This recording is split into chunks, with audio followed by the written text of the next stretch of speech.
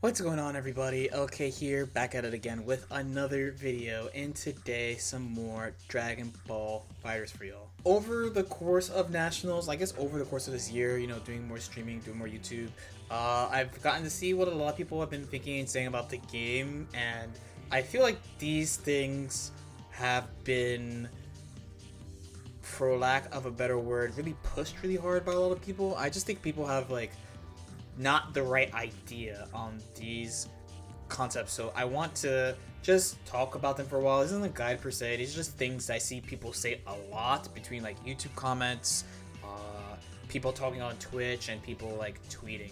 Probably if you're like deep in the competitive scene, you probably are on the right path, or you probably don't think about these things at all. But if you're like either a new player just listening to what's going on around you, a casual player who's just trying to get better, or just somebody who's just starting taking a game seriously, you might have heard these things or heard people say these things, and it might be confusing, or you might actually think this and you're just wrong. For lack of a better word, you're just wrong. Of course, if you haven't already, subscribe to the channel and like this video. If you already have not, it does help the channel grow, and I do appreciate it. Thank you so much. So the place I want to start is with characters, of course. So there are no characters that are trash in this game. I know I have not made a tier list for this game for a while. I made one at like the end of season 3. We're in season 3.5, and I feel this way especially with season 3.5. There are legitimately no characters that are trash in this game.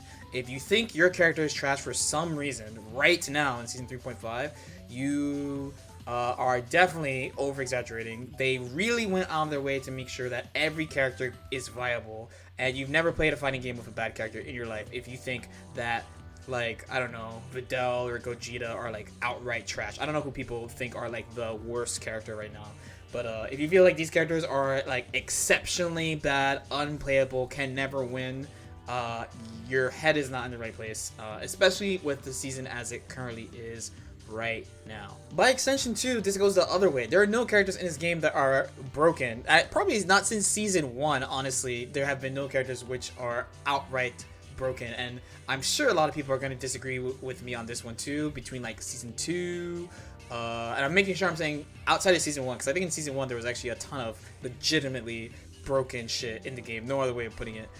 Between like original Adult Gohan, original A16, original Gotenks, infinite combos, original bar. There's a ton of things you could look back on in season 1 and be like, man, this shit was really stupid, right? But like basically starting since season 2, there have been strong tactics for sure, strong strategies, and there's always going to be better characters than others.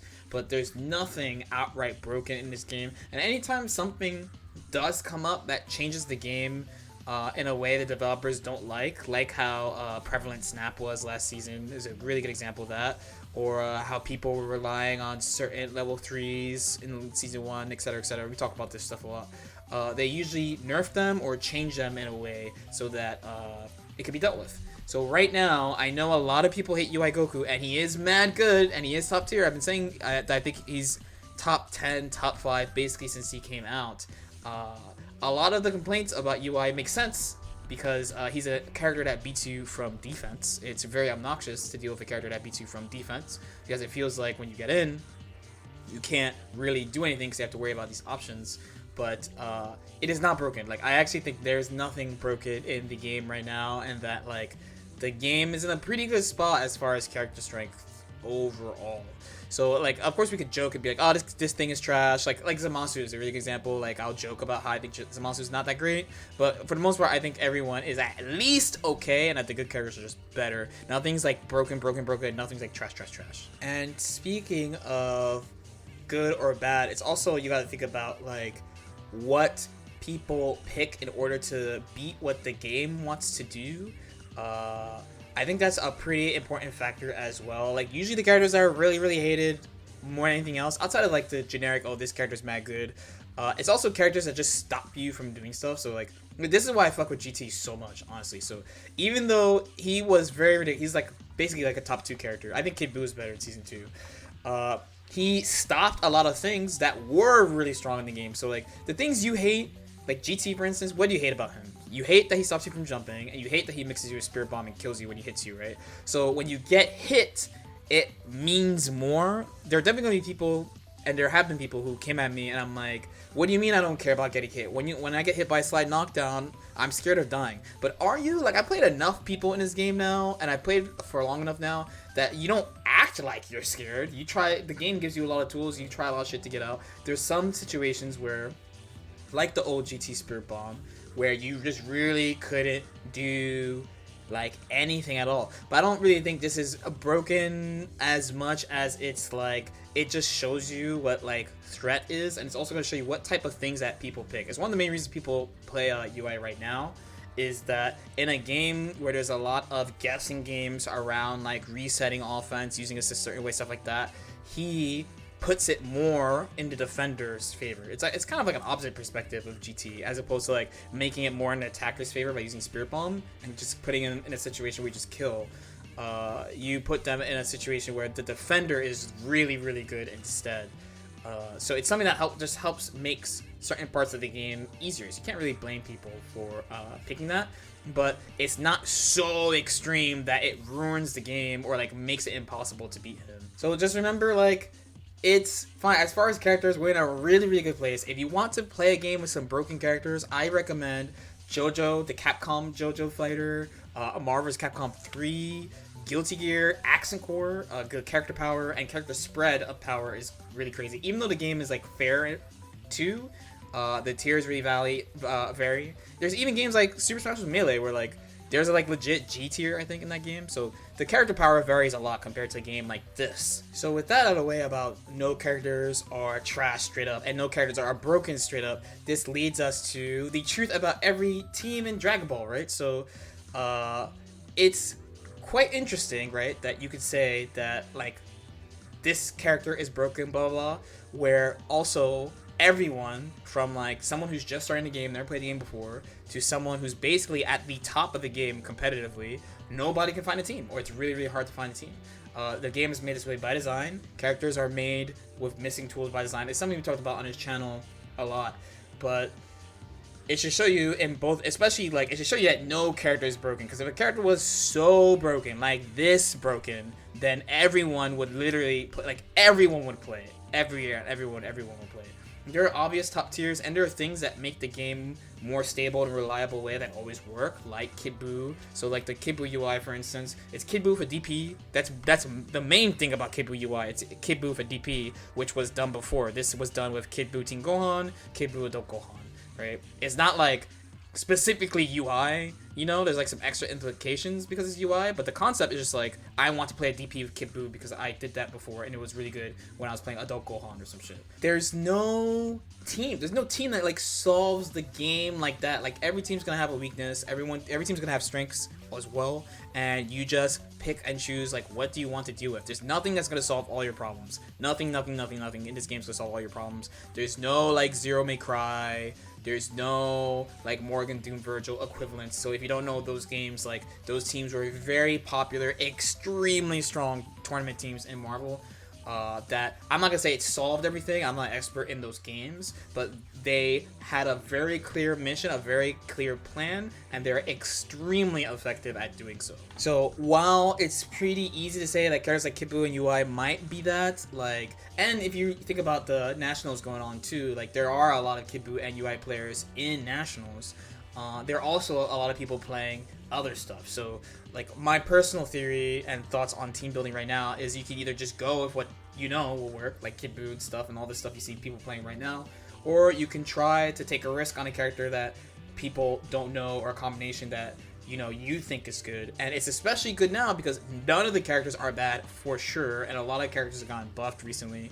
So everyone's playable, and you can make it work somehow. So when you're thinking about like, is this team good? Is that team good? Is this character good? Is this character bad? Well, one answer, if the character's definitely not bad, then the characters are probably good. At the very least, they're good. The top tier's just better, maybe something like that. And then as far as your team, as long as it works together, it doesn't necessarily have to be 3 mega top tier characters. Sometimes those teams don't work. It's about just making sure the pieces that you want to do fit together the right way. So this brings me to the last point I really want to bring up, which is not really related to the character stuff. It's about combos, and this is mostly because we've been talking about it on stream a lot recently, but this is mostly also from just nationals being a thing in general.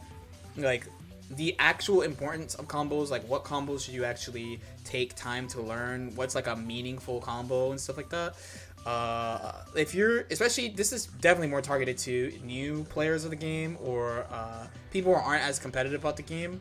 So like one of the common questions is like, yo, show me your TOD or something. This game is a two-touch game. That's where we should start. This game is designed that you should be able to kill characters in 2 touches somehow, right? So you have to hit the opponent 6 times to win overall. Pretty friendly, actually, if you compare it to like some more of the other aggressive fighting games out there, right? Now, from there, you want to build out how you're going to go about this and how you're going to go about like hitting people.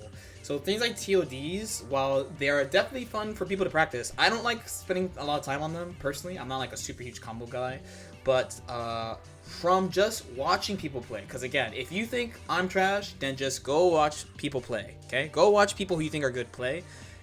As far as these touch of death combos go, you're only going to see them in a very, very, very, very specific type of situation. You're going to see it after a guard cancels block successfully, or you're going to see it after someone super dashes, like you hit a 2H somehow, or like a heavy starter somehow, right?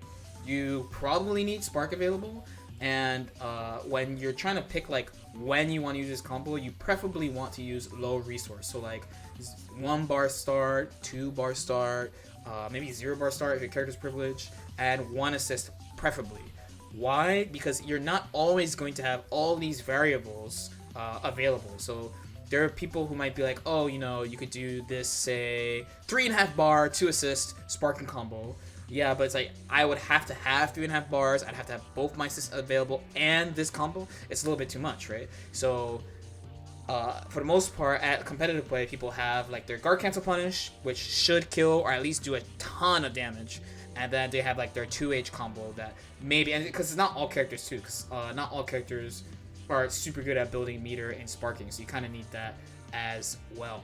So the main thing for combos really should be, they should accomplish the goal that you need and do as much damage as you can in the first place. So like when you hit somebody with a 2H, if you're not doing 80% or so, or if you're not killing them, or if you're not getting a combo to level 3 where their character's gonna die, they're not gonna care about getting hit by the 2H. Similarly, if someone guard cancels you and you don't kill them off the guard cancel, they're not gonna be afraid of guard canceling.